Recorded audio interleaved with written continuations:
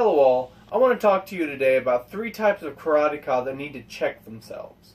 And when I say check themselves, I mean they need to stand in front of a mirror for a good minute and think, does this apply to me and do I need to make a change? This goes towards most traditional martial artists. In the future, it'll probably go to Kali practitioners, because the way that karate was seen in the 1980s or in the 1970s, where it was the cool thing, that's how Kali is today. So, 20 years from now, Kali practitioners, check yourselves.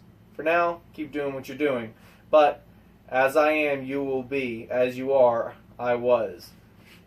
So, the first type of karate practitioner is the one that still thinks he's cool. Okay, when I say that, I mean the one that still thinks or acts like they think it's 1979 and karate is the martial art to beat. Karate is the cool martial art. Karate has the image, it has the prestige, it has the power, it has the image. Ooh, okay? This is the person that, when seeing that some people don't respect karate, what they do is they double down. They get more patches on their gi. Okay? They look more intimidating in their pictures. And all it is an image game. They are reliving a fantasy from the past, and they're trying to bolster their image to maintain what they saw karate as a kid. And to some degree there is a nostalgia factor that is admirable. I love sitting and listening to my instructors or people at tournaments reminisce and talk about the older days of karate.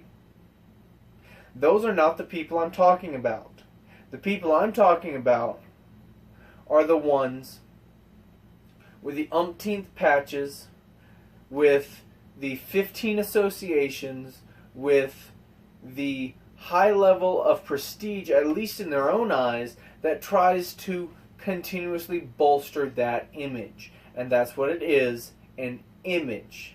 An image of a past that no longer is, and an image of a culture that is not the focus. These are the Japanifiers, the people who say os or osu.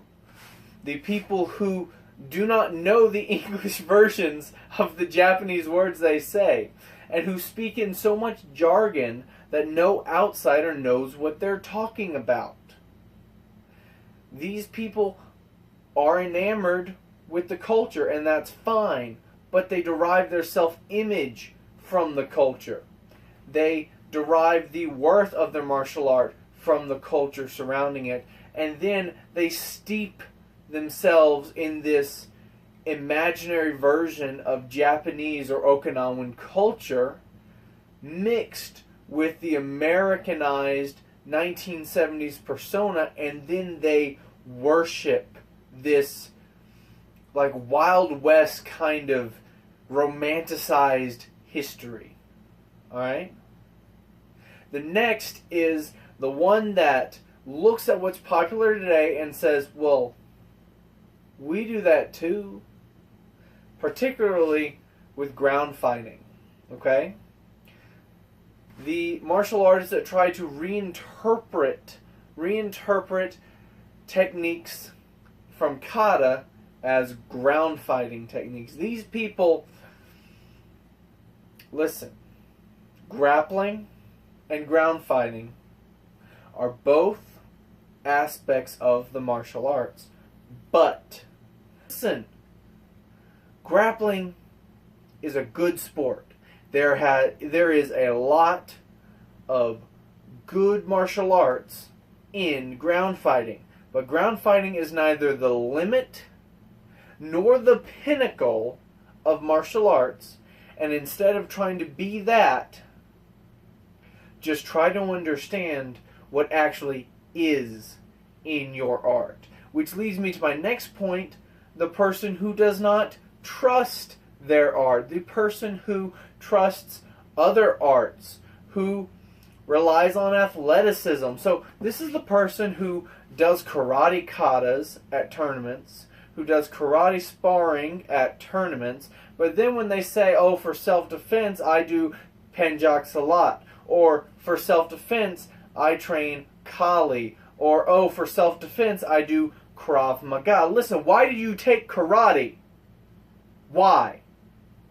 Why are you wasting your time doing forms when you could be practicing your drills? Why are you wasting your time doing this while you could be focusing on the thing that you apparently think is valuable? If you think one thing is more valuable than another thing, then the thing that is not valuable should not be wasting your time while you pursue the other thing.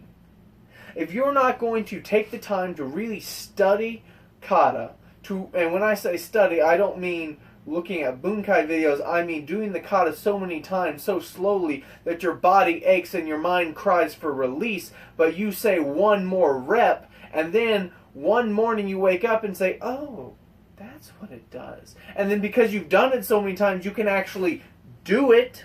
If you're not going to spend the time to do that, and you're just going to do the kata for tournament, or you're just going to do the kata to get your belt, stop doing the damn kata.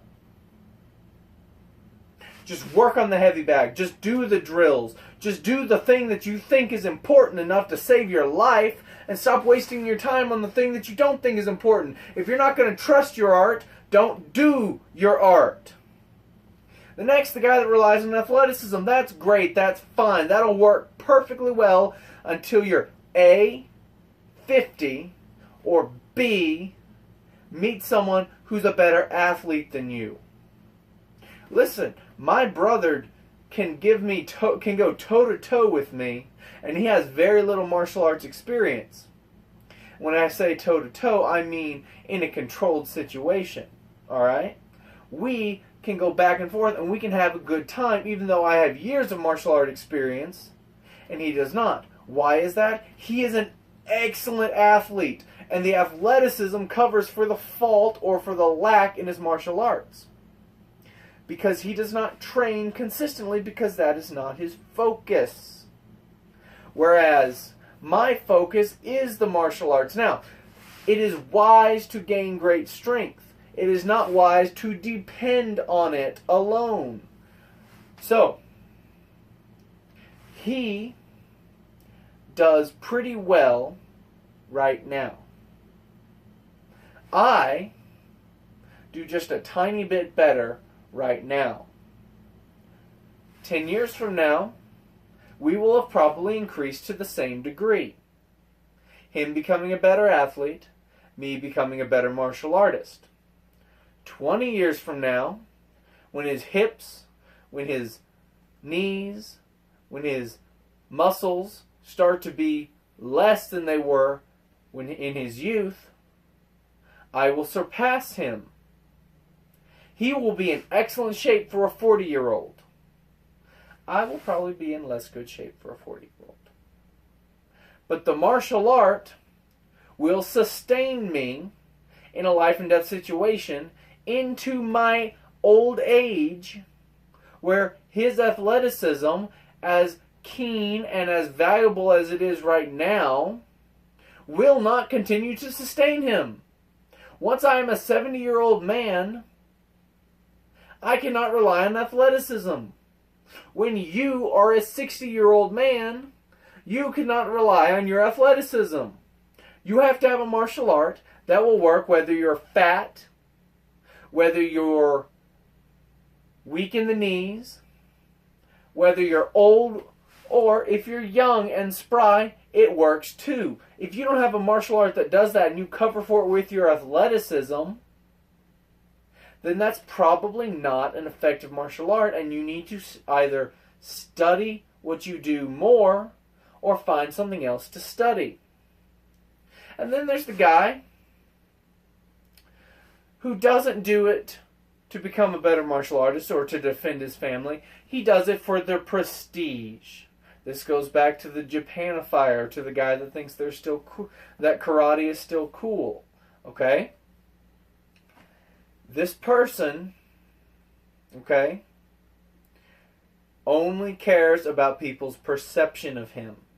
And so he will do anything to gain better perception, be it something that destroys his knees with impossibly wide stances, or be it something that is never going to help him in a real life altercation with insanely large and exaggerated blocks.